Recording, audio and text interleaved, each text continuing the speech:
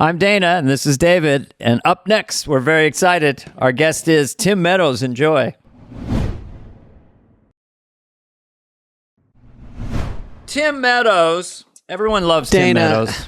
Tim Meadows is an old buddy. I just immediately interrupted you. Tim Meadows is an old buddy of both of ours. He did SNL. He really is. I interrupted back. Tim Meadows.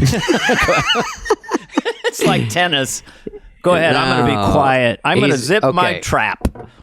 He's a great guy, good looking. That matters in show business, unfortunately. And he has done a ton. He's got to be rich because he's always working at all times on many things.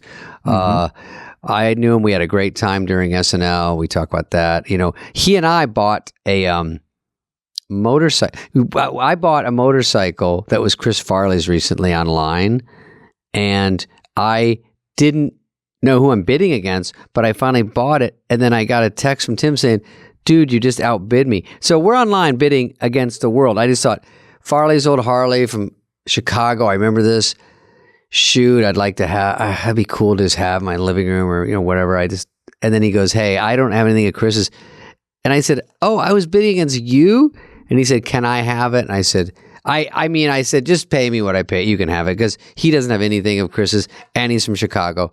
And they were really, really tight. Also, Dana, the Oscars now, we discussed the Oscars a little bit last week, but before Tim is on, we have to say that we taped Tim a little bit before the Oscars. So if he doesn't comment on it, that's not his fault. It's just, that's the way it shook out. Right. So don't be at home going, shut up, Brian. I'm just going to comment on it. Just keep listening.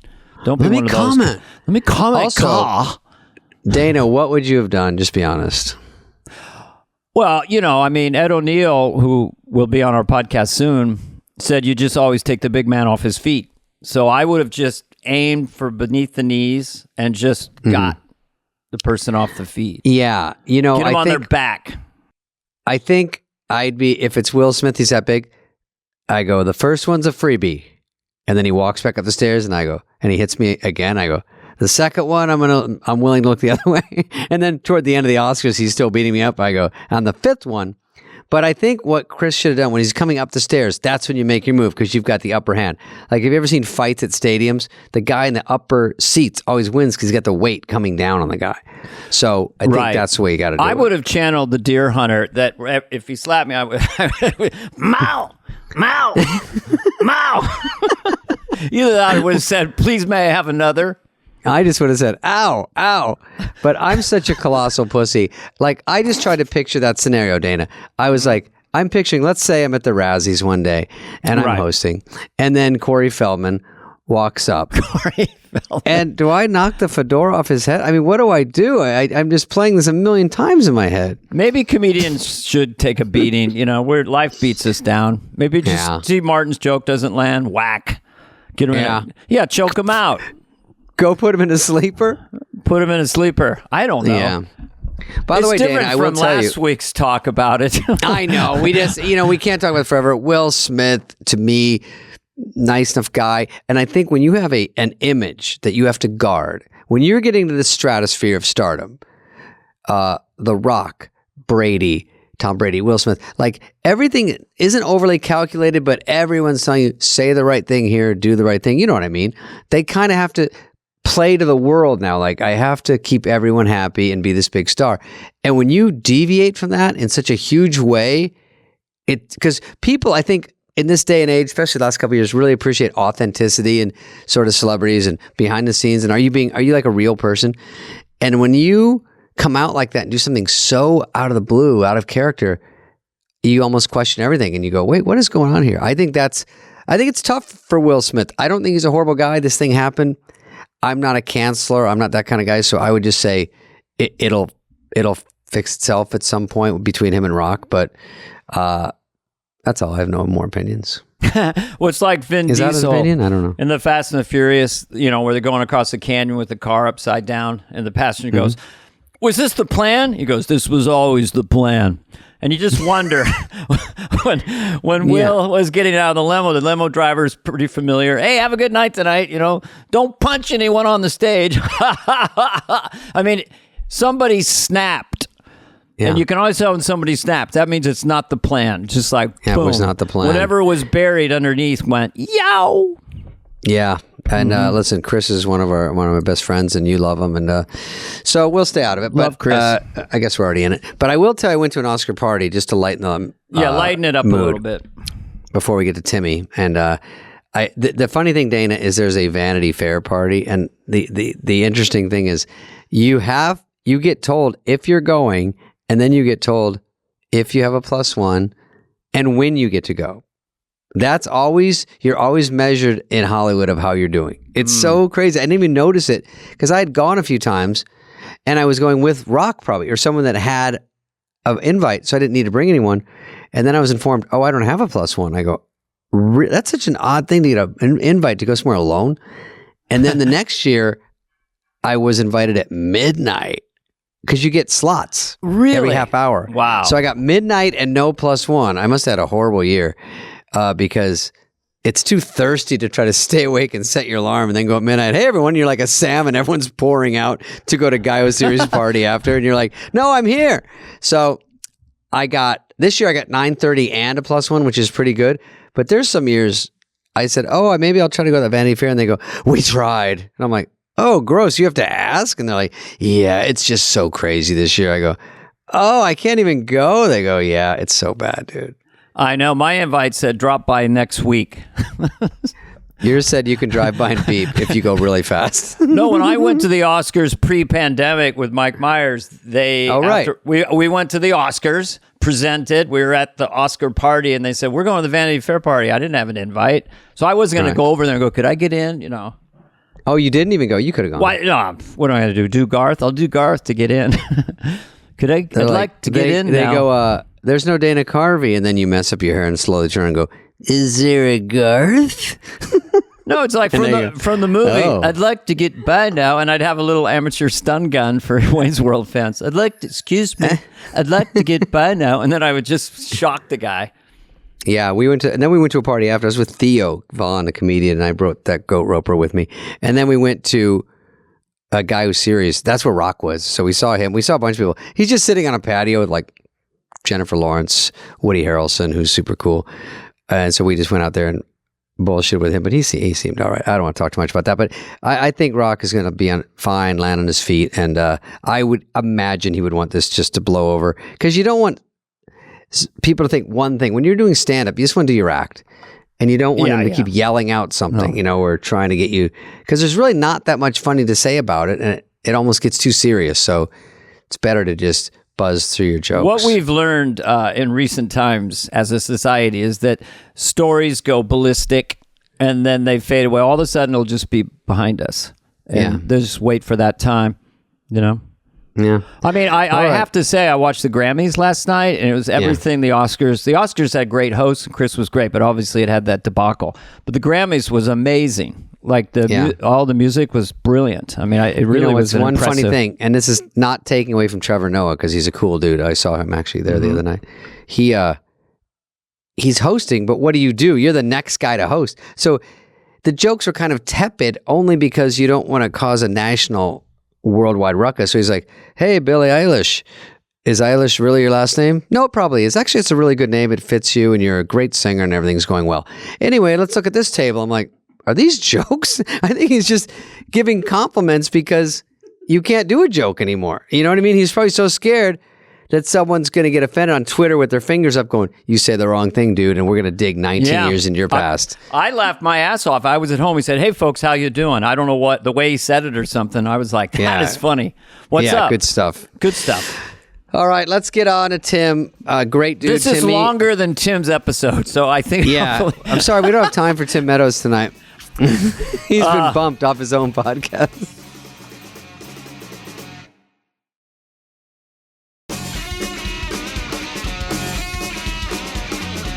You mean the one where we had a guy do Trump and I did Biden? Yeah. The reason I said yes to that, because I knew I don't have any natural discipline, but I knew if I said yes to that, I would actually look at Biden a little bit and get some hooks.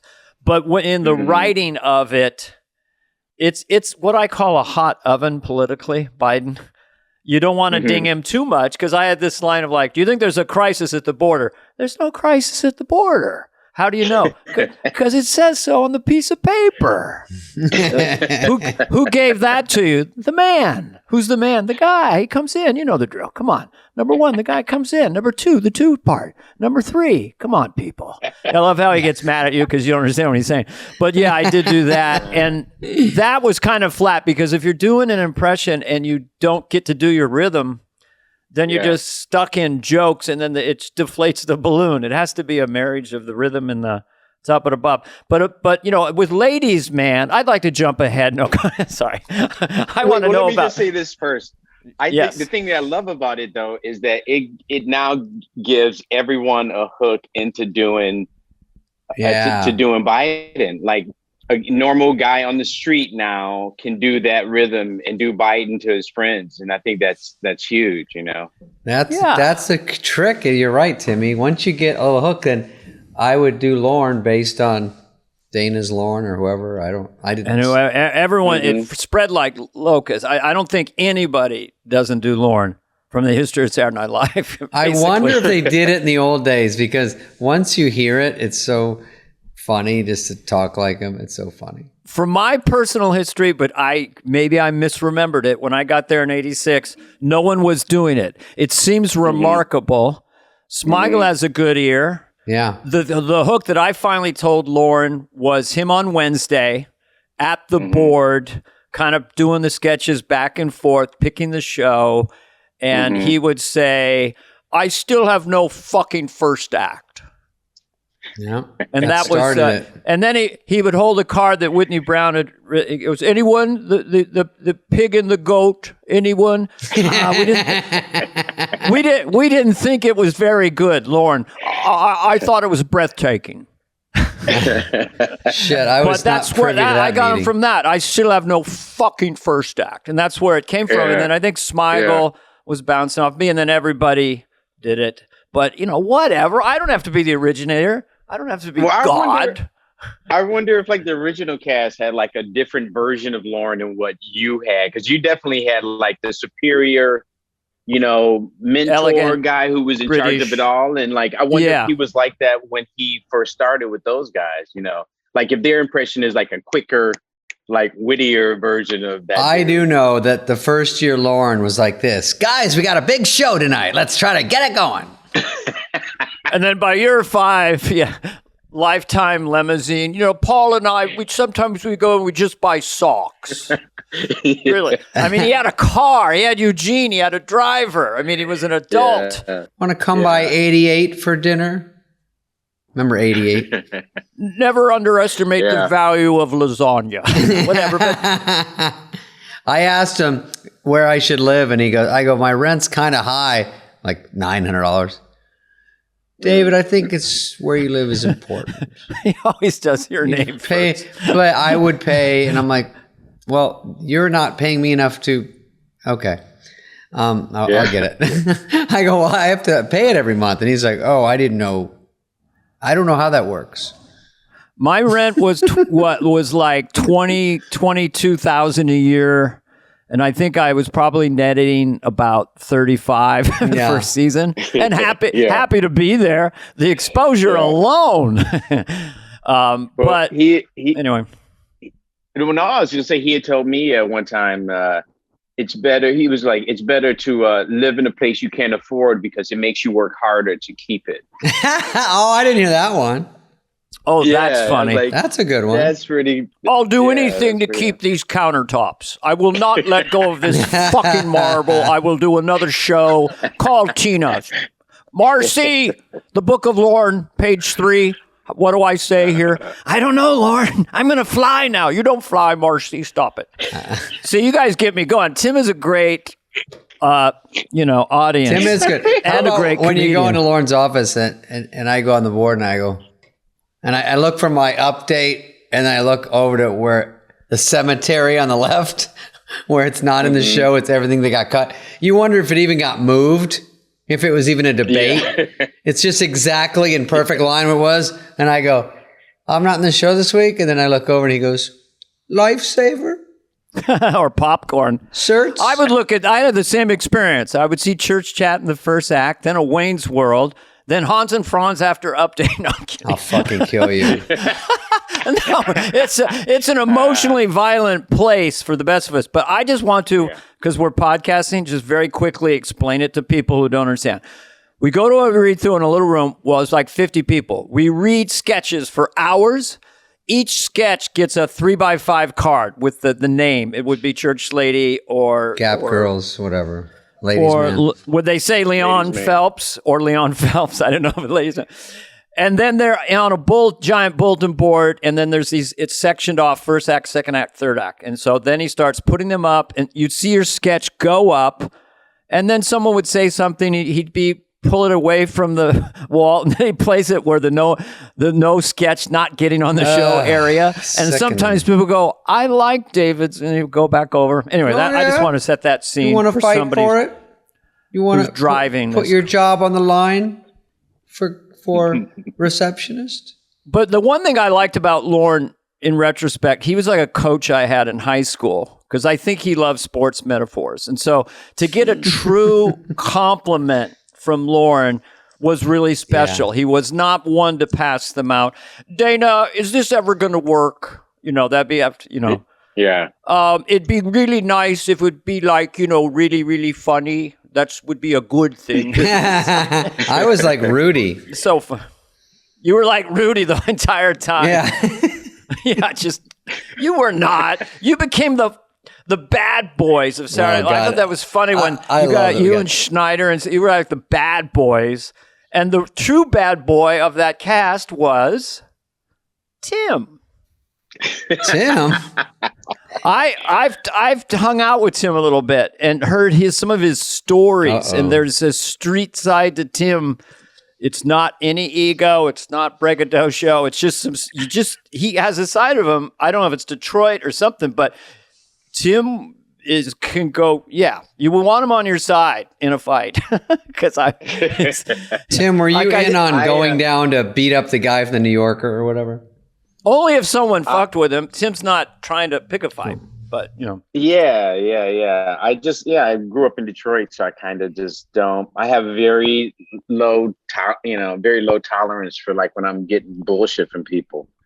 I don't know what happened. What I told you about Dana, but yeah, I mean at a baseball game with your son. Maybe it was a professional game. And a basketball game. Bulls game. Yeah. We were pulling out of this parking lot, and it was kind of crowded. Should I tell this story? I don't know. It's not. I want it. This I want to hear. This will be fascinating. We have 3.5 more hours. Just tell it. Yeah. Go ahead. This is the last. No, this is great stuff, Tim. I love it. I was pulling out of after a Bulls game in this parking lot, and with my son and his friend, we just saw the game, and it was crowded, and we were all trying to move through the parking lot, and then this guy just like would not let me through, and like I was like, oh, okay, whatever, and then he pulled up next to me and he told my son to roll his window down, and my son said he wants me to roll my window down, and I was like, no, don't roll your window, and then I was like, no, roll it down, so he rolls it down, and the guy goes, hey, you think you're special? You just get to move in and out of here like you want to? We're all trying to get out. No, not the right thing to say. And I go, well, first of all, don't you tell my son to roll the fucking window down. And yeah, I am special. You can ask anybody in this fucking parking lot. Everybody knows me, motherfucker. And he was like, yeah, you're special, huh? I was like, yeah. You want to get out of the car? We can get out of this car right now. We can go at it, motherfucker.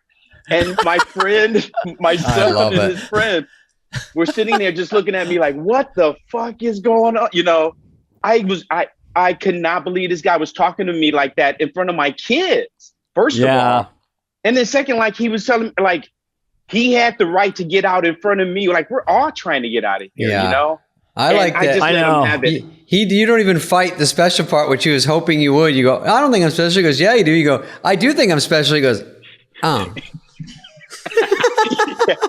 Took it away from him. He's like, the first day I met Lovitz, I had almost the exact same verbatim exchange. I was Tim and John was the other. Just come on, motherfucker. Let's go right now. The reason I like that story is because I avoid conflict. Like we were talking to Chris Rock, and he talked about how tiny he was in high school. So I want, like when I was 14, went to high school. I was out for D basketball, which is like, there was D, C, junior varsity, varsity. So D, it's not a joke, but our center was 5'3". He controlled the paint. But my point is this: I'm not kidding. It was midget basketball. So I was 5'1". Midget basketball. Can't say that. Little people. I was 5'1", 92 pounds at age 14. And you were you big? Probably. I was small. I had my growth spurt, if you call it a growth spurt, like in high school. Like probably in like the 11th grade, I think I got I went from like 5'7" to 5'10" or whatever, like in my height. And then, but when I was a kid, I loved sports and I could play sports well in my neighborhood, like with my friends and shit. Like I could play quarterback. I was good, And then we played Little League football and everybody else, it was like grown men showed up to play Little League football. Like these guys were like 6'1", fucking 220. Bearded 14-year-olds. And the coach at one point, I was a scrub and I accepted the fact I played like defensive back. And I was a scrub and I accepted the fact that I was a scrub. But one time the coach, they ran out of tackling dummies. And so they wanted them to do like a figure eight around. So you became the tackling dummy? He put me in the middle with two other tackling dummies and they ran blocking drills around me. Fuck that. That's how much of a scrub I was, man. Now, when you say scrub in this context, I think I know what you mean, but what is a scrub in that context? It means like not second string, not third string. Even practice squad. Yeah. Yeah, you get to hang out. Like my best friend was a good running back. So it was like, okay, well, he's friends with this dude. So we won't cut him because he plays hard and he also let us use him as a practice dummy. So I love flag football, man. I was a running back, flag football. And I was really good, believe it or not. Last time, and as soon as tackle football came in, it was forget this. It's over. Forget it. I was pretty fast too, pretty much a runner. Man. But I'm Spade from Detroit also, but I'm also a colossal pussy. So you just never know. I thought I saw you were a Phoenix guy. I was born in Bloomfield Hills. Oh, and then that's in Detroit, I guess. I didn't know that. For 4 years. Yeah, it's outside of Detroit. And then I said, let's move it out when I was 4. And my dad said he had a job. Get the wagon train going. Arizona. We were 4, 6, and 8. And my dad was sort of, here and there, like jumping around. And he goes, I got a job in Scottsdale. So we all moved to Phoenix. And then he goes, I don't have a job. And then he left. and then he left. And he left my mom. And I go, later I said, can't you just divorce her in Michigan where she has friends? He's like, too easy, too predictable. Jeez, he's kind of fast on his feet. I see where you got your wit. I mean, and no remorse. Well, in my day, first of all, I had 3 older brothers beating the shit out of me, plus the dad. So I was pounded night and day, which made me have a lot of anger, but it would come out verbally. And in grade school, I got the big kid, Steve Lee, to be my best friend, and he was my enforcer. And I actually had a club called the Great Club in 5th grade. Jesus. It had a moniker. What a weirdo. There were only 3. It was Dave Marquez, Steve Lee, and me. And everyone wanted to be in the Great Club. We say, how do we get in the Great Club? I go, you got to be great.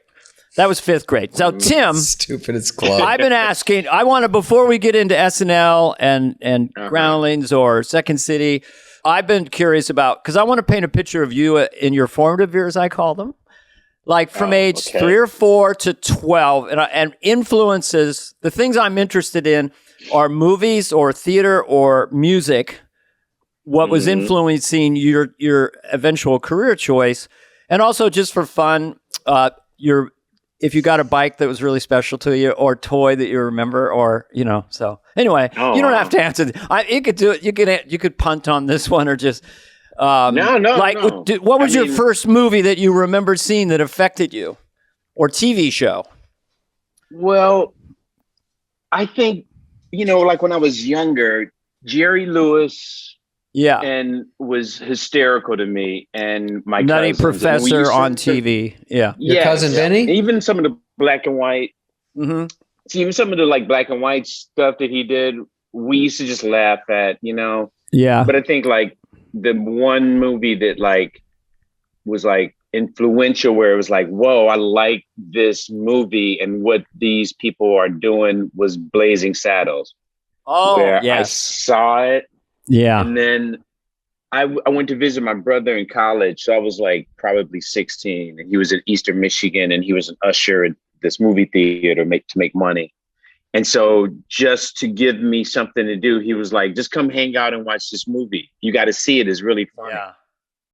And How was it in the theater though? it was in the theater. Yeah. And I fun. sat there and watched it all day. I watched it every showing. Really? Yeah. Because Wow. I went with them in the morning and stayed until it was over with. I fucking loved it. I couldn't believe what I was seeing. I still think that about it. It's like, whoa. And Cleavon Little was the star. And then I did a sitcom with Mickey Rooney in New York in 1981, my first job. And Cleavon Little came on as a guest star. And I was starstruck, but Scatman Carruthers and Mickey Rooney probably never saw Blazing Saddles. But I kept wanting to talk to Cleavon about that film. And you kiss his ass? Yeah. I kissed his ass. I was trying to get stuff out of him, see if I could get a job. Tell me if you guys laughed at when I went and saw accidentally, my brother took me to Life of Brian, and I thought it was so funny. And I came out of nowhere. I was like, I didn't really get it. It was English, but it was still silly and funny. And I started to get into it going, this one's pretty funny too. And I had no expectations. So, the other ones I like, Animal House and all that shit. But when I saw that, I was like, oh, I'm such an exquisite palate. I understand all the European comedies too. And what about people on TV? Like, for me, it was seeing, Laugh-In or Flip Wilson or Carol Burnett or the Smothers Brothers. Yeah. And you guys, in bleeding into the 70s, there was Steve Martin going on TV, and just this whole counterculture started to happen with Carlin becoming a hippie and Pryor, and there was all that movement in 75 with the beginning of SNL. Full circles. Yeah. See, I did that. Thought they were just talking about stuff. I bring it right back. But what do you? What were you? Go to into a commercial or something? For I don't even know if we have commercials. We're gonna have so many ads. What? We have to have special things where Dave and I go into a chamber and just read for hours. No, it's all we do is Dollar Shave and Manscaped. Those are our only two sponsors. Whenever Dollar Shave and Manscaped. Timmy gets into a good story, we go into a split screen and we do a commercial while he's on mute. And then we come back, and Timmy goes, and that's what happened. Tell him that. No, don't give away what we're gonna do. But who were you? Were you like an Animal House, that kind of thing, or were you Monty Python, or were you Saturday Night Live, or all of the above? Yeah, all of the above. I read like National Lampoon magazine. Oh, right. I forgot about that. Yeah, and it was when you would buy them back then, especially where I grew up. But I always felt like they had them by mistake in my store, because it was like they had nothing else like that. But they would sell them near the Playboy magazine because they thought they were because they had nudity, and so eventually cartoon nudity, right? Drawings, and also photos, because they had this thing called photo funnies. Wow. And they would show titty in it. Yeah, I called them whack-off funnies. Titty, you mean bosoms or breasts? But titty has a playfulness to it. I don't know if it's offensive, but it's kind of like titty. Oh, really? Here's me looking through Lampoon. Photo funny. So what? I don't even look at the joke. Boobs. Woo. I'll worry about the comedic purposes later.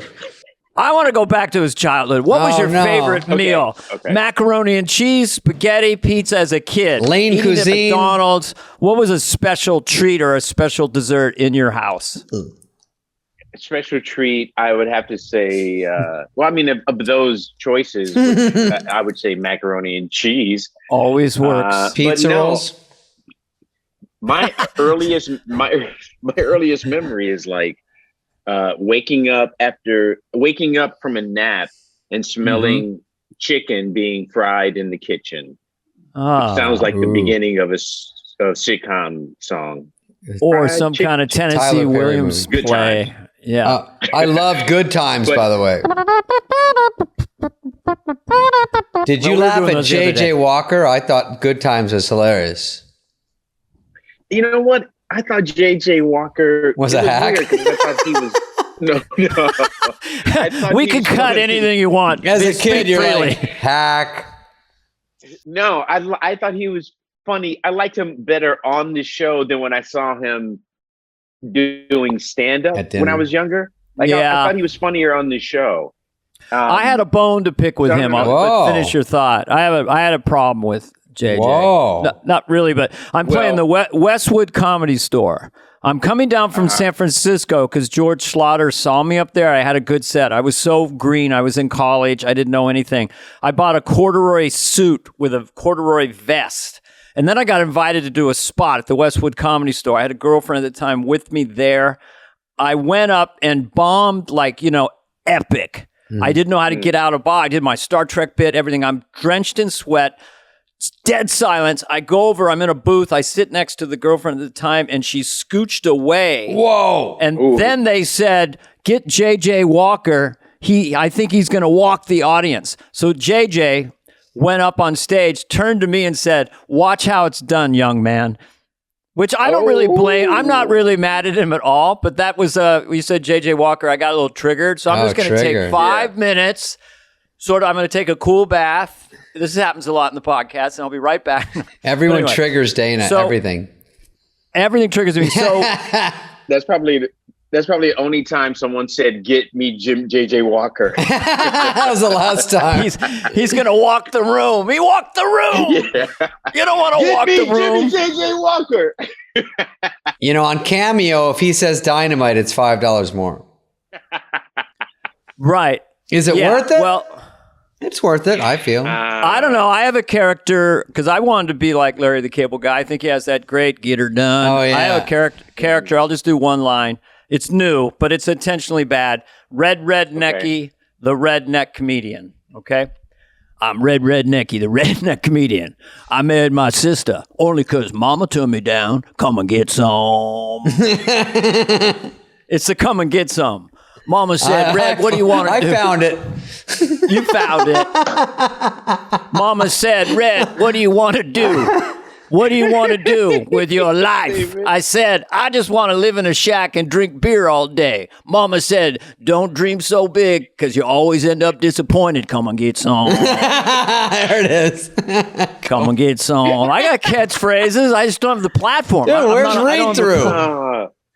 Did you workshop the catchphrase? That's pretty good. Come and get some. Well, I have this other podcast called Fantastic. My son named it, but I kind of hatched it on that. We almost call it Come and Get Some. It's surprisingly, it's positive. It's like life. Come and get some. Even though what he's saying has no relationship to it. So, how the creative process, whatever. All right, here's another one, Tim. Ready? It's a little undercooked, but it's for... It would be for read-through. Mm-hmm. I say like a joke, like I used to say "bless you" when people sneeze. Now I say, "Oh fuck, we're all gonna die." Rack 'em. Rack 'em is a good one.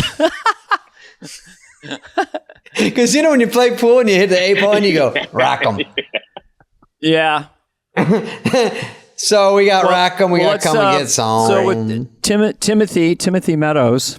Now there's this section where you've been influenced, you're dreaming, you're like 18, 19. When do you first kind of say to yourself, I'm going to try this? Or was it a slow process? Yeah. When does it cross your mind to do comedy for real? For real. I was in college at Wayne State University. Mm-hmm. And that checks out. It because I did a Wikipedia dive. Yes. Oh, nice. I says Wayne. Look me up. Yeah. We come prepared on this podcast. I go, I know for sure, Tim. Is this? Yeah. Yeah. So you're getting Meadows? you're in a radio and television program like I was in. You're not in theater at that point, right? Or both? Yeah. You were doing both. Yeah. No, I was doing both, and Okay. I was into radio. And I'll tell you a little side story. Howard Stern was doing his radio show in New York when I was in college. Yeah. And it was one of those things where it was like, can you do something funny like this guy is doing, you know? Yeah. And so it was like the one way I thought, okay, I could like sneak being funny into being a radio DJ. And so I tried to do that a little bit in college, but then I did too, by the way. Yeah. Yeah. But that was what I kind of wanted. I was like, oh, I can maybe try to be funny, you know, because I was funny around my closer friends and stuff. I was like the funny dude. Everybody else was like cool or athletic or smart or whatever. Chicks like funny. And most people that are funny with their friends get that wake up call when they try it and then they realize they're not.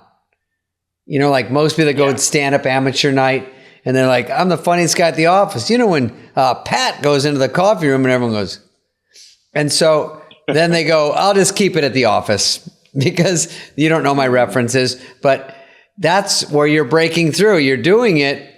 And then you've got a little nugget of something that keeps you around. And they keep you around too. So what did you do? I mean, with this thought, where did it evolve to where you got on stage to get laughs?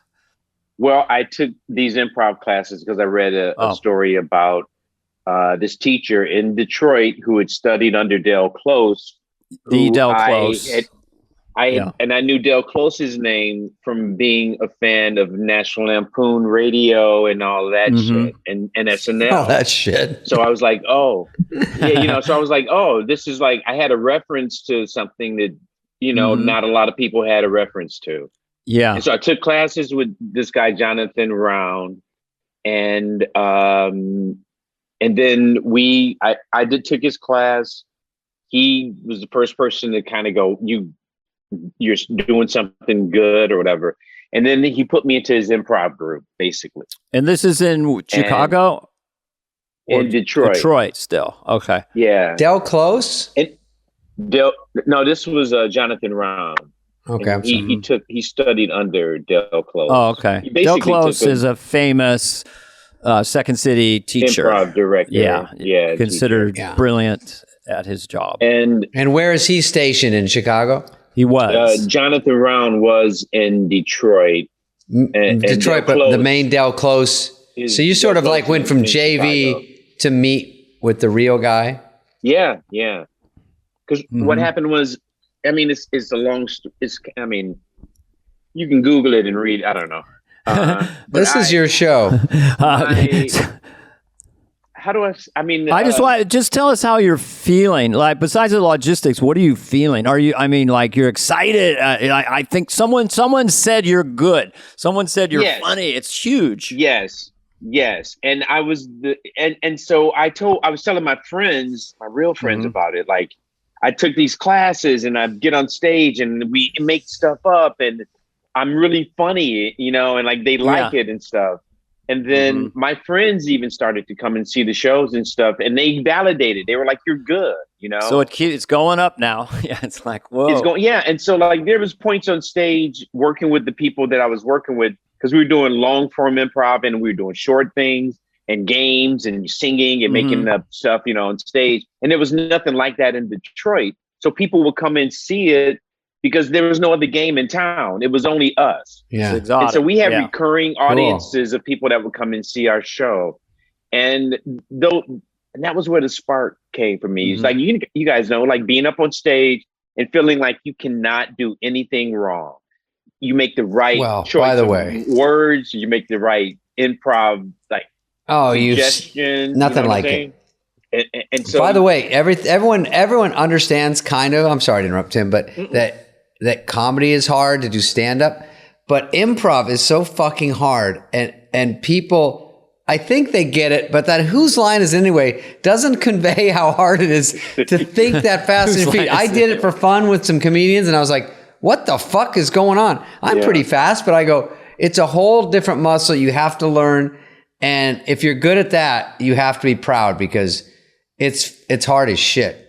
You do get, it is like being an athlete, right? That you get acclimated, your brain gets kind of fluid. You know, Robin Williams used to come up, I'd be doing stand-up in San Francisco in the late 70s. He was on Mork and Mindy, and he would just come up on stage and start riffing with me. And he was like triple time, you know. I was just like, but it does make you start to pick up, wake you up. But so go ahead. Your experience, though. Yeah. You became known as... With the Chocolate Thunder in Chicago. Was that your nickname? No, that's a basketball player. Who was that? Dawkins or Daryl Dawkins? Daryl Dawkins. Yeah. 76. I was called the Alabaster Assassin. I was called Casper the Fruitcake. I thought only Lorne called you that. Can you get Casper the Fruitcake in here? Because they used to say, "You're Lorne's boy." I'm like, he doesn't put me on. I wish he'd hate me, and then I'd be on every week. Which one's you better? were in his office Lorne every loves week you. with a single tear coming down. Lorne doesn't like complainers. No, I made that up. Sorry. We're starting to develop. Well, I yelled at Downey once. What a mistake. Jim Downey, the famous head writer, you yelled at him? Well, was one of the smartest people I've ever met. Timmy, in that improv group, was there a thing you were known for or a hook, or did you start to develop like playing freeze tag? Tim's really good at this, or was it just the entire structure of all the different things? In the beginning, I think I was really, really good at introducing comedic ideas. And then, and I was also really good at supporting other ideas and adding to it, you know, without taking away from the person doing it. And so I think people really got that people trusted me on stage because I didn't abandon scenes, even if they were failing, right? You know, or undercut or all the different childish Shakespearean. Well, if you're that's good team player shit when you can see improv, and when they come to SNL, I think they're pretty good at that because they've just been doing it. And stand-ups, they always said had a little harder time sharing the spotlight, but you sort of figured out, like, I don't talk at this part. Well, people, the other blob over there talks now. I think this blob over here says something, and then back to me. Have you ever had people say to you, "Oh boy, you guys must go crazy on that Saturday Night Live," just like saying whatever comes off the top of your head? They think it's all improv. I go, you're out of your mind. There's no improvisation on Saturday Night Live. You do all the improvisation backstage in writers' rooms and riffing, and then up there you're locked in, unless you're in one. Which, when we get to your ladies' man character, you had a lot of time with a locked shot. So you could be a little playful. You could take something in the moment, but not when they're cutting around, you know? So, or when someone else is involved, you don't want to throw them off. So let's, we're going to take a 20-minute break and start. No, but they, and then I'm going to press record. So you're. Yeah, we should start soon. Uh-oh. Whoops. No, it's going. We got a recording thing. So how many years between this and then you getting on SNL? You know, how many years were you in the trenches? And was SNL your big... Well, when did you go to Chicago? Are you in Chicago yet? I just get to Chicago. Just get to Chicago. And get into the improv scene there because Dale Close is actually there teaching. So I started taking his classes. And I get put on a team. Our team becomes the best team at the club.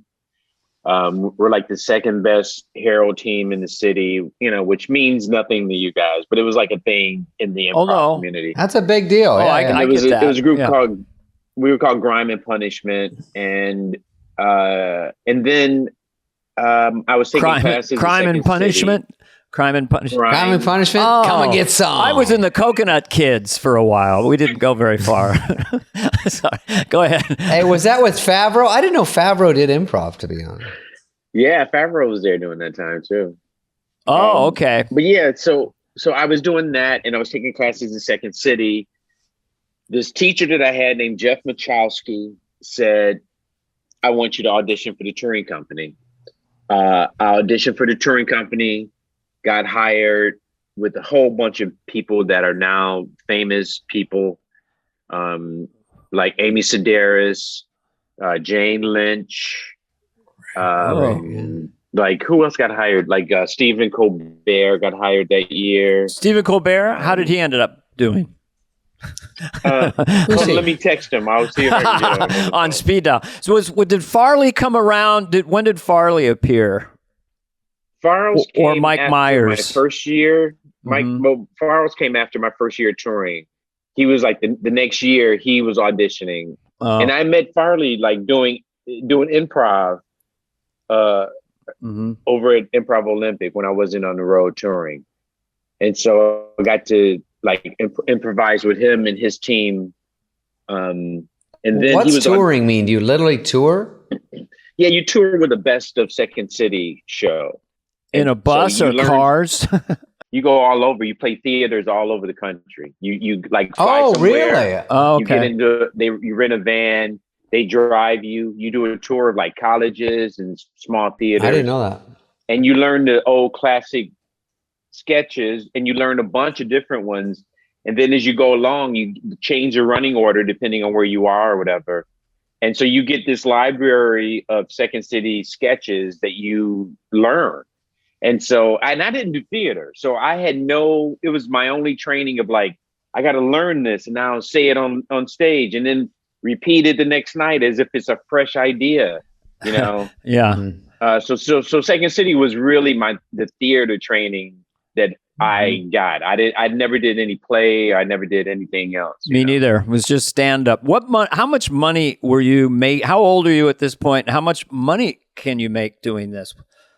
Were you just barely able to, No, I like when I was touring, I was, it was pretty decent. I think I was probably making, I'd say for the whole year, like 17,000 or something like that. Okay, so after tax would be maybe 9,000. No, I don't care. Anyway, so you're making a modest but also efficient living. Yeah. But I was also doing commercials in Chicago. So it was another like lucrative thing. And I was modeling. I did some modeling work when I was in Chicago. I am not surprised. What? You had the looks. You got the looks. The ladies' man is the ladies' man. You're living your best life at this moment. You're young. You're touring. You're making money. You're modeling. I mean, it's very exciting. There's only that one time of your life. The life is very simple then. It's the world of Tim, and you're just man about town.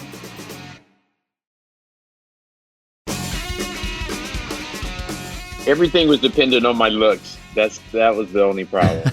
Lauren said it. He's extremely good looking. It might get in the way. I don't know. We have a new good-looking cast member, so write him into those sketches. Could we put him in a loose suit? He's very, very built. We put him in a loose suit. He's built.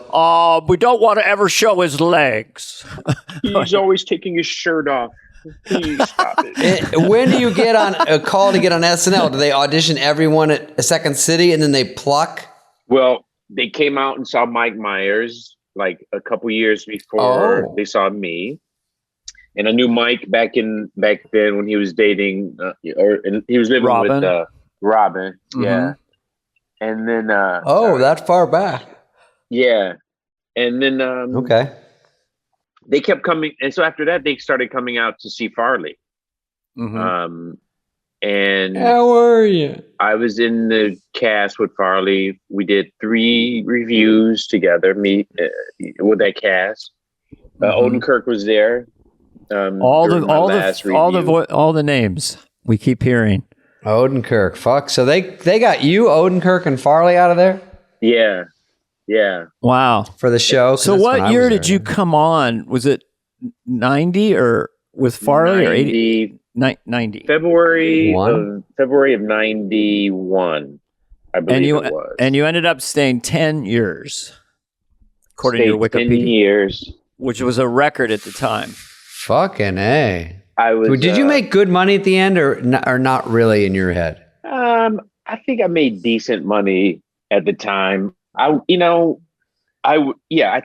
I made decent money. I don't think I was like but again, just like when I started, I had other things going on when I was leaving SNL. So, yeah, I had money coming in from other sources. You work nonstop. I was also selling crack at the end of my career. Just to keep I gave up a lot of good customers at 30 Rock. You gave up a lot of good customers to do SNL? That's horrible. Well, so you got to get back Tim, there. you walked into, which I think kind of one of the most intense times of SNL, because you had the leftovers with Phil Hartman and myself and Mike Myers and so forth. Jan. And then you had Sandler and yourself and Rock and Spade and Schneider. So it was intense. So when I came in, it was like four regular cast members or something. So you came into like a big. So it took you time, I'm assuming, to get the necessary time in front of the audience for them to discover you and you to get that level of confidence, right? Here was the hurdle when I first started on the show. First of all, to both of you guys, you were there. I mean, I was fans. I was a fan. And I was a fan of both of you. Like, I'd seen both of you guys on the show. I'd seen David do stand-up. I was a huge fan and a huge fan of the show. So coming into that cast, man, I swear to God, the first 2 or 3 shows, I was just like, it was like a dream. Yeah. And I was like, what is happening? And I swear to God, I thought they were going to come into the meeting one day and say, that dude over there is not supposed to be here. Imposter syndrome. He sold records in Chicago about 3 years ago. He's not supposed to be in here pitching ideas. You're almost happy just watching. You're like, I can't believe I'm an 8H just this close to watching the show. I guess I'm supposed to be on it. I have no idea how, but it's fun just to be here. I one time went 9 shows without being on anything but maybe one update. And I thought it was unfair. And then my dad goes, who told you it was fair? I go, That's the first time you've seen him. That's where I got. That's the first time you saw him since he left you in Phoenix. Like 20 years later. Give me a buzzkill. And then he got in his car and he drove away. Yeah, life's not fair. Wasn't I supposed to stick around? I go, yeah. And he goes, that didn't work out too well. Yeah, and guess what? That nickname, Cupcake, Fruitcake, whatever it is, Casper Fruitcake, get a new moniker, kid. Yeah. Hey, Lauren, good luck with that, little puss. I bailed. So, so you get on, and then you're around all these people, and the show is really cooking, and we had just all kinds of stuff happening. Wayne's World was happening, and Toons is the cat, and so how did you find your place? What was your first little inroad of a character or a sketch that you did where you landed it, felt great, or do you remember the moment where you felt like I can do this, I'm going to be great on this? My third show was Alec Baldwin and great comedian. I forgot who the musical guest was that year, but I wrote a sketch called Cyrano with me and Alec and Jan, and it was like my surprise. It was the first time I had something. It was only my third show, and Shoemaker or whoever moved it up in the run through for read through. It was like the second or third piece. And I was like, holy shit. Read-through is, the placement there is very important too. I didn't even know that for a long time. That's nice. Yeah. The first 10 sketches get the most attention. Well, everyone wilts. After 2 hours, you're wilting. So the first hour is very prime for that place. And also you're basically following usually it'll be a Smigel sketch or like the first couple are like strong. Here's a monologue. Here's this. And so you get a feel for like, the show is going to go like Opera this. Man. And so they put you up that high. And so Lauren started to read the stage directions, and which was, Tim is dressed as Cyrano and he has a 6-inch wide nose. And then he fucking belly laugh at the stage direction. And then he looked down at Downey. That is hilarious. At the end of the table, and Downey was laughing too. And they like looked at each other and sort of like nodded. Oh, and, nice. He kept reading. And then we did the whole sketch. And the joke of the sketch was that I was Cyrano. I spoke for Alec Baldwin. I gave him love advice while Jan was the woman he was trying to court. But I talked like Barry White, and I hid behind a bush. How did he talk? What did he sound like? What would he say? I mean, he just talked basically like this. Hey, baby. Yeah, you got to bend over and let me see that love. You got, whatever it was. I don't remember the line. I love it. And then Odenkirk gave me a good out, which was because we were doing it like, and it was like, we were doing it. It flowed. It was funny. And then Odenkirk said, you should be sitting in a chair at the end while they're making love, sort of bored and just reading the paper and talking to her very sexually. And so it's them like kissing and you pan out and you just see me going, yeah, baby. Yeah, I love you. God, the out is so important on those things. It's a hilarious. Oh, yeah, I was doing Bob. Odenkirk. Oh, hey. Odenkirk gave me that the night, Tuesday night when I was writing, because I wrote it by myself. Oh. And I also remember, this is another fun experience, like interesting experience, was that this happened a couple of times when I got something in past read through where it was like being considered for the show, and they would bring, they bring you in and ask you questions. Remember those moments? Oh yeah. Oh, they come back. Tim, can you come in? And you go, oh, everyone goes, fuck.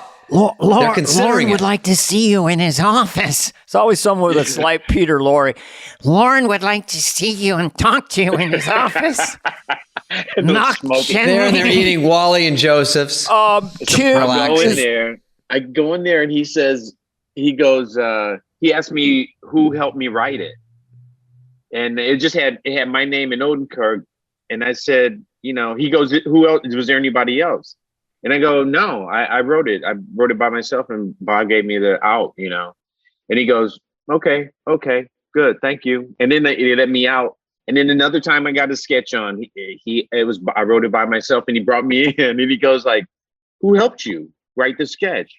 I'm like, Tim, who sent you this? I wrote it by myself. And then he goes, he was like, do you mind if Tom Davis watches it and works with you on it?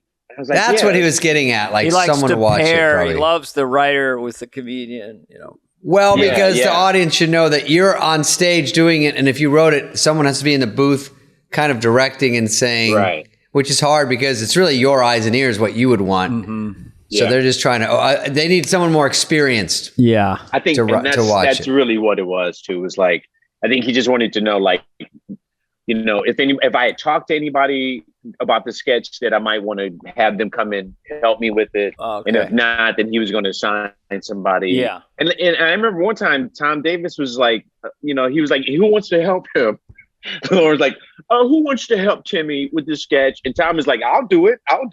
That burnout. What about one time Lauren brought me in and he goes, David, who helped you read the cue cards? And I go, I read them. That's all. Dana, the thing. He goes, I guess he can read, Franken. Could you do something with Casper Cupcake? Because I don't know if it's going to happen. Casper, the unlikable cupcake? The cupcake. I know you're the alabaster assassin, and it's a wonderful thing, but could you please... Marcy! By the way, I have to give Timmy, it's hard to write a sketch, and maybe because you were in Second City, you're better at it, but it took me... I wrote a sketch for Lovitz called The Puffer Fish, where he was a scientist, but he got mad. He turned into a pufferfish. He'd pop out, That's perfect for John. And he goes, yeah, write it, because I was like, it was like my first 4 shows before we went to summer. I got picked up for 4, and then it was over just to see if I had any game, which we found out I did not. And so I go, John, he goes, that's a great idea. And I go, it is? It wasn't that good. He goes, right. He gave me no help because I probably had 7 sets. It was probably 28 pages. And read through it. I think Shoemaker went, is this your piece of shit? I go, yeah. And he goes, can we chop it down to about 20? I mean, I didn't know. I'm like, Jeez. And he goes, I think there's too many sets. I'm like, well, anyone would tell me anything. All I'm used to is writing stand-up. So I don't know what I'm doing wrong. And they go, well, there's too much to fix here, but good luck with it. It's a hopeless cause, but we appreciate that you put pen to paper. And Dennis goes, Spud, if Spudley, if you and Schneider don't get anything on in these 4 shows, I think it's curtains. Okay, sakes. I mean, they'll send you back on a Greyhound out of here, okay? You're not even going to be flying southwest. Can you write me some update jokes? I mean, get off your ass. You got nothing in the show. Maybe slip them under my door if you don't want to talk to me. I go, all right. One time I told Dennis I had turned down this commercial for a lot of money. Christ's sakes, Carvey, this business will eat you up and spit you out. Nobody cares, okay? It's all about securing rectangular greenbacks. He was right, and I regretted not doing that commercial. You'd get the new writers. Write me some update jokes before you get too in the mix here. I remember my first week on this show too, watching Dennis Miller in the rewrite room on a Thursday night, come into the room, so and funny, fucking tear everybody fucking ass new fucking hole. Yeah, that's hilarious. The room and said an insult to every fucking writer and actor that was in the room. He spared me too because I think he even went, "You're new. I'm not gonna fucking. I'll give you a pass today, kid," or something like that. I know. One time, but you guys, I saw him do that once, and everyone was laughing so hard. I Farley almost just fell down. They're not buying the fat guy thing, okay, Chrissy? You know, it's like, fat guy falls down. Anything else? Rock, you're no Eddie. Did he say to Chris Rock, "You're no Eddie"? I mean, it's like he goes, Rock. I think he goes, Rock, you're the angry black guy. Meadows, you're not even angry. You're just a black guy. You're the nice one. Where's that going to get you? Then he goes, Spade, nothing. He looks around. Schneider, copy machine. Now it's over. You're flatlining. They're not buying the dooba guy. They're not whatever. buying this guy. Christ's sakes, tell some jokes. What are you doing up there? All right, you're embarrassing your family. Okay, we all embarrassing getting taken family. down. Like, you're embarrassing your entire neighborhood. Okay. And then he would walk out of the room, man. Yeah, because he didn't have to be at the meeting. Then he'd have a mouthwash spray, and he'd be like in a suit. You know, the cat and I are going to go catch the King and I downtown at the Orpheum. And his hair was all we're all sweaty and greased up. We got staples in our head. We got stay till midnight, do the read through. You're going to hit Orso with Al Baldwin. Yeah, Christ's sakes. The risotto, Carvey, to die for. Oh, wait, I had a question for fucking Timmy. Well, I want to get to a lot of things. Okay, like, if you, on the new SNL, you were there longer than me, but obviously it's evolving, but you played someone like Erica Badu had said in the old days. Now, would you, present day, be able to play a female? Ooh, that's a good question, man. They definitely do women playing men. They do women playing men all the time now. Yeah. I think if it was I don't think I would do it if it's an impression. I think if it was a character, like me just being a woman, you know what I mean? Mm-hmm. Like the coffee talk lady. Yeah. I don't even know what it's like. I don't even know what it's like now. You know what I mean? Like what do people... I don't know the rules, yeah.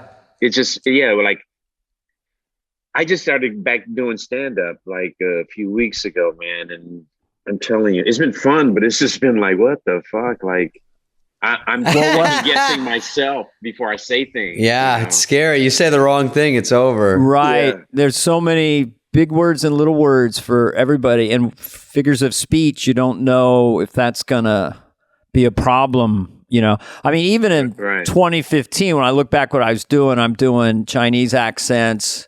I'm doing all kinds. I've just distilled it. Now I can do Russian and I can do French, British, but that's about it. You know, I just had the table. You know, I was doing Indian accents. I was doing my cardiologist. Oh, we know. That stuff. And I just think I'm killing, you know, I mean, there were no rules, and then it just shifted. You were killing. So I lost 70% of my act in 45 days. But have you seen that movies, the only bad guys allowed now are Russians or a made-up Russian country or aliens. Alien. That's why superhero movies do it. Oh, this crazy planet. of Asian aliens. No. Let me tell you. What do you want? What I want to do to you is I want to kill you. See, that is just a general accent, right? General It's Eastern over there. European. It could be Romania. Yeah. What do you want? I kill you now with the gun, and you are Good luck. Good luck. You don't Mr. even have to be good at the accent. No, just something like this. It's better if you're not. They can't pin it anywhere. Yeah, right. I'm going to kill you. Someday I will kill you, but not now, because I want you to think about me putting bullet in your head. At some point in future, you hear footsteps. You look outside. Maybe you have snow cone. You one eye, you're blind. Bullet come from other side. Lights out. But I love you. It's a real snow cone. So I want to get to Tim's. This is a. Dana, you kill me, man. Holy. Well, you're making me funnier today, Tim, because you're such a great audience. He's a good audience. Sometimes these too. podcasts are pretty grim. We've done a few of them. They get pretty grim. I'll tell you that much.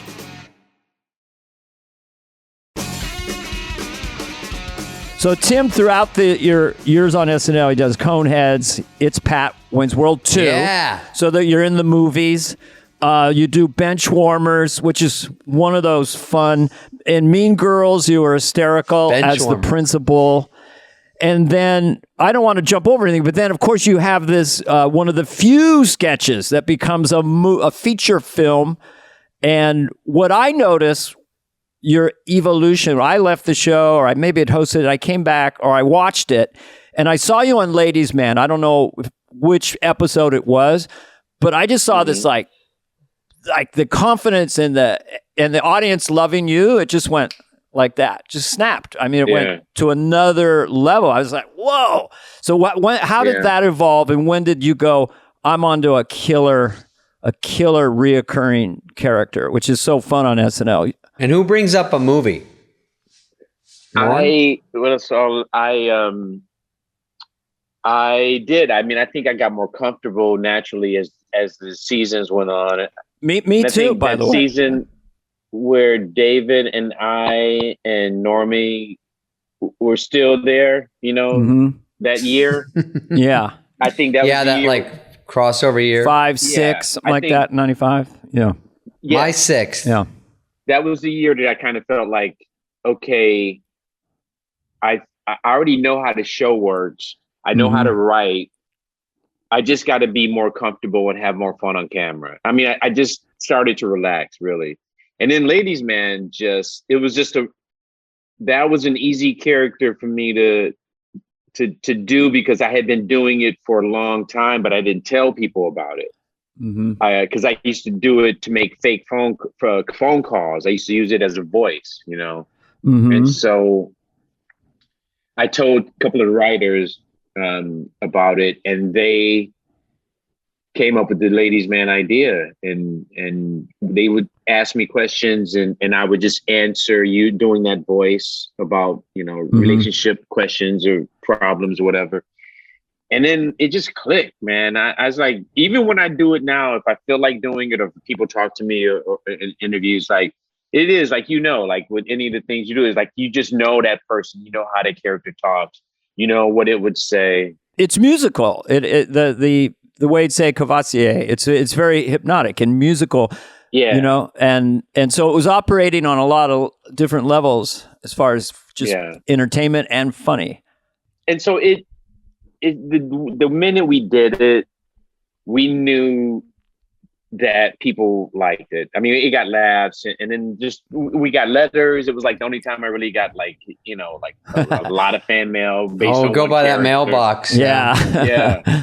And so that was Dana had a lot of they liked it. And then the whole thing of the movie came up with Lauren. Lauren brought up, asked us, me and Parker. No, I wrote it with Harper Steele, who is and Dennis McNicholas. So they created the character, and then Lauren asked us if we'd be interested in writing a script. First of all, and that was it. He was like, "Do you think you can make this into a movie?" And the three of us were like, not really. I mean, that's funny. We think that it would be fun, but we were like, we didn't think it was like a big enough hit that we would it should be a movie. You know what I'm saying? Yeah. Like just business wise, we were like, well, and then he told us to think it over. And then the three of us talked about it. And we started just coming up with like, well, what if we did this? We haven't told a backstory. We haven't told what his life is like or what his work life is like or put him on an adventure or anything like that. And then we said, yeah, okay, we'll try it. And then we wrote a script. We had a read through. They liked it. And then they were like, we'll give you the minimum amount of money to make it. And then was it Paramount? It was Paramount, yeah. Yeah, be Lauren's deal, yeah. Lauren had a deal at Paramount. I believe so. Right. Yeah, so I mean, that was how it was. And it was really a great experience. I don't regret that movie at all. Like people still to this day know the character, they know the movie, like when I'm traveling or whatever. And people like it. I mean, nobody ever is like, angry. I think that character was disgusting or whatever, And it just travels, it just travels throughout you know what the thing is? Yeah, Dana, like I was saying to you about the Biden impression is that it's something that people can do. Like you gave them a hook. Yeah. Right. And then Ladies Man is the same way. Like people know it and it gives them a hook into a way to talk or to do the character or That's whatever. like the funnest thing to get on SNL. If you get one of those. Rhythmic catchphrase. This made me laugh, Timmy, and I don't know where this came from, but it was on the Wikipedia page about Leon Phelps, the ladies' man. And it said, describing the character, he believed he was the living definition of what women search for in a man. And that's the classic cocky idiot. Like he was so fucking confident that no woman could ever resist him. And the confidence he had is always really fun to watch, just a crazy confident character who is kind of clueless in a way about his own. So the character, I can see that being kind of have a following as people see it over time. Yeah. That attitude is a lot. I would like say I like stole from, or like, I think of Bill Murray and doing Caddyshack, like that attitude of like, he's superior to everybody in the movie. Yes. He's the smartest guy in the movie. Yeah. And so when you trust his riffing, it's going to get you somewhere. And I feel I kind of have that attitude when I'm doing Leon Phelps. Like he's the smartest dude in the room, can't make any mistakes, doesn't know if he's offending you, doesn't care if he's offending you. That's why, it's so much fun to play a character like that, because it's hard to go through life actually like that, Yes. But one thing that I don't know, this sort of dovetails, but I remember we were doing a benefit for Robert Smigel for autism and kind of sharing a dressing room. And we just got to start talking about stand-up as a baseline for a career. And I always tell everyone, I told Lovitz, anybody who's a Second City improv player who's funny, who wants to put together an act, they have all the tools to do it, because if you could score an SNL, you could do it. So I don't know if you began, but then you develop yourself as a stand-up comic, and you've been doing it pretty consistently here and there. And we did that crazy show in Laughlin, Nevada. Oh man! Just as far as the circumstance, that's a movie in itself. But it's David. It's 5 PM or something in an empty stadium with high winds and bright sun in your face. Outside. It sucks always, and daytime is a killer. Yeah, it may have been dust, but the laughs just go straight up in the air. Yeah. And when there's bright out, you don't even look you look anywhere but the stage. And I hate seeing the people, because as many laughs as you get, you always connect eyes with someone going. Yeah. And you're like, are you even listening to what? And you think you're killing, and you always find someone that goes, oh no, you're not. Well, for me, in my head, Tim is over in the wings, and I'm up there. I'm going, I am so awkward. I'm so bad right now. I don't even care. This is the worst set I've ever done. And I look over and I see Tim, And it just was, it kept thinking, what does he think? I don't want to bomb in front of this SNL guy. I know, horrible. Knows how to do this. Feeling. But it was just one of those nights you just get the check and we walked away. Yeah, you gave me a ride back to the city too. Yep. We had a great time. Yeah. Because we don't get to spend that much time together where it's like we had a couple hours to just talk and stuff and chill, so that was the highlight of that for me.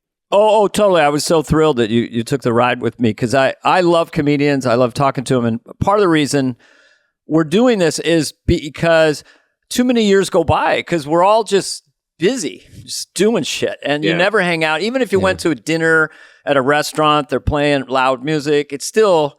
You just want to, like, I know a lot more about you right now than I did. And I knew a lot, man. I knew a lot. Marcy! Marcy Klein. We'd love to have her as a guest. So you've just gone on. Your resume is huge. You work. You're doing stuff. I always see your name popping up. You're doing this series. You're doing this. You're doing that. So how are you feeling now? Just coming back to stand up now? I'm just coming back to doing it now. I've done a couple gigs, some with Lovitz. We got it in Catan and Finesse Mitchell. Yeah. We did a tour a few years ago with Spade and Rob and Sandler took us out, which was really fun. Yeah, I can imagine. Highlight. Playing for that crowd. Highlight was understatement. I also was, and it was fun to see everybody's so good. And I was the least experienced of everybody on that tour. Mm-hmm. So it was really fun for me to I came out first, after Schneider, introduced the gig, emceeing it. And so it was, I'd come out and I had a lot of goodwill from the audience, so I felt comfortable and stuff. And then they were excited to see us all together. Yeah, man, it was just so much fun to watch everybody and, rest in peace, Norm. I enjoyed watching him. Love Norm. Just do his shit every night. He always did something different. He was one of a kind. I mean, it's so brilliant. Yeah, man. Yeah. It does seem that it comes down to, at least for me, it took me, I'd say 80 to 100 shows to get where you were talking about relaxed, having fun in a situation that you shouldn't be allowed to do that. And live performance and stand up too. It's so much just internally enjoying it and being relaxed and not needy, and also just clarity. I've been doing some open mics with my kids and stuff, and most open micers, the audience just misses it. What are you trying to say? So just the clarity of the setup, and then actually they can see you're enjoying yourself. But the main thing is, try not to try is very difficult. But once you get confident doing it, then it becomes electrifyingly fun when you're kind of I got this, folks.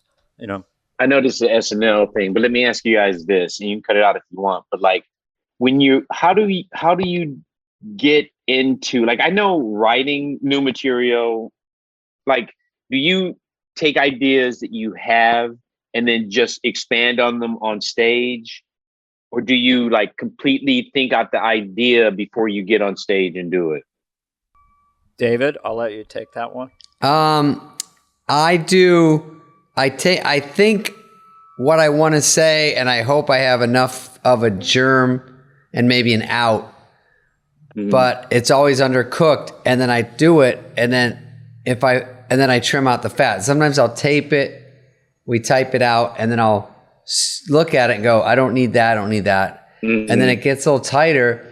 And once it actually gets into my act on a consistent basis, I try to riff on it. But I sort of have to get it to memorize the way it works. Yeah. And then I can screw around with it. But finding it is tough. And you almost have to tape, because you say one thing you like, and the rest of my act, I'm trying to remember that one line to remember. And if I don't tape it or anything, and I hate listening to myself, so it's a real horrible. Yeah, the only thing I could add to that is what I told Lovitz is just don't be in a hurry to get through a bit. Say you have a bit now that works, whatever the topic, there's always more. And just stay there. I always try to remind myself sometimes, don't be in a hurry, just stay there. And the other thing I like to do is find a 20-seater. I don't know what the number is, but I'd just say 20-seater. and then just bring up your yellow pad with just ideas you've had and tell the audience you're doing that. I call it podcast stand-up. Yeah. Here's an idea I had. I don't even know if this is funny. And then they're on your side. That seems to be a really good way to develop material. Once you're out there in front of a packed house and everything, it's way too late. Something will work. But a 20-seater where you just got the yellow pad, they know you're just fucking around. Right. You know, I think of lines all the time. And then George Carlin always said, write everything down. Because writing happens when you're going to a movie or you're hanging out or you're having a... It's not when you're trying to write. Just write every single tiny thing down. That would be the method I use. I'm sure you use variations of what David and I just said. Yeah, right? I do that too. I'll write notes down and then I go back and look at it and think about, well, what was the original thought that made me laugh that I wrote this down? Yeah. And the thing I've been doing now, like I'm in Chicago, so I'm gonna try to do some open mics tonight. I'm gonna do Zanies tomorrow. What I've been trying to do is like, Colin gave me this advice, which is couching the new shit between two bits that I already know works. Yeah. And then, like you were saying, Dana, like give yourself time in that bit. Like, okay, here's the new thing I'm working on. It's probably going to die. I don't know what it is, but even if it fails and I got this other thing that'll get you back. You could look at Chappelle, even Chappelle 5 years ago or whatever. He was never in a hurry, you know, to get through things. And when you're young and kind of scared, you just want to roll right through it. As I've gotten older, more confident, I go, I'm just going to sit with this idea now. And not when the I call it the second voice that's giving you a real-time report card. When that just shut that up and it's all tied into the same thing, having fun and confidence. I'd say confidence in where it comes from, how it happens is somewhat mysterious. But when you have it, the idea is, I'm Tim Meadows, get the fuck out of my way. It goes back to the Detroit guy.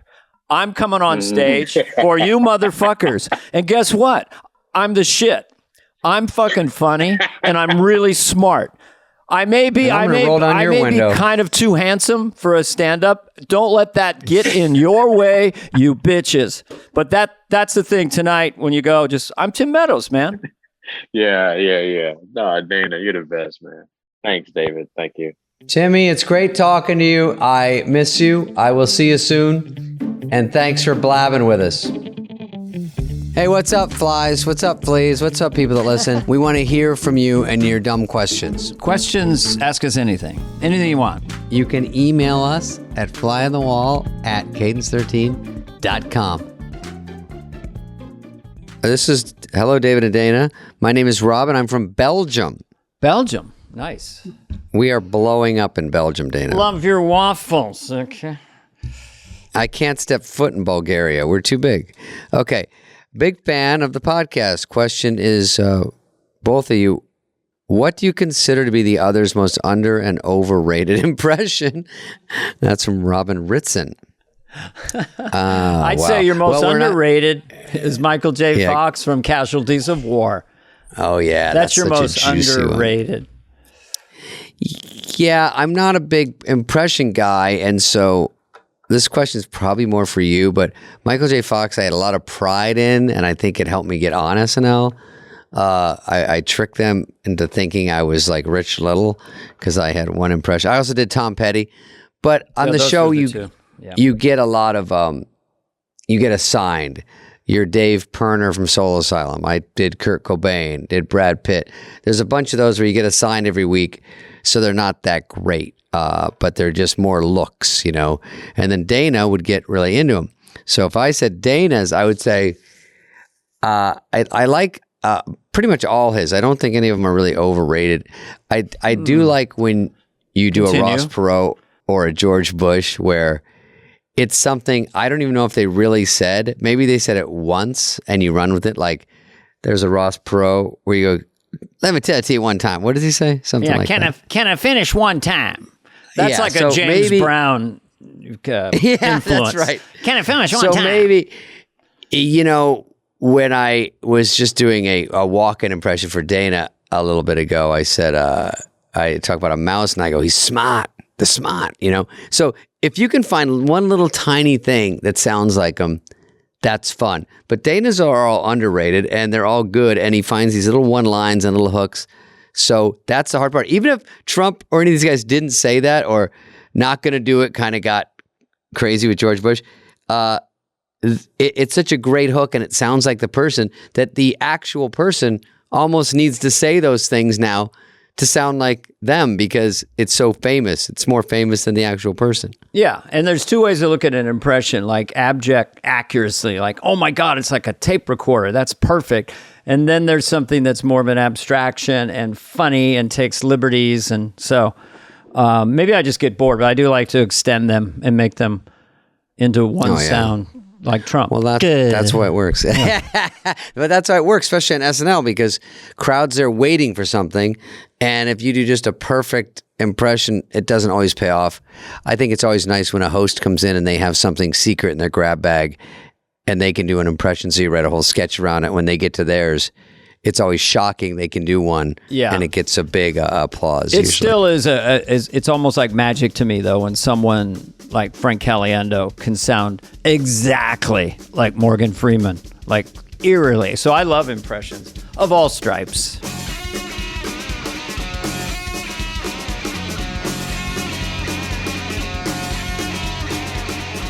Fly on the Wall has been a presentation of Cadence 13. Please listen, then rate, review, and follow all episodes.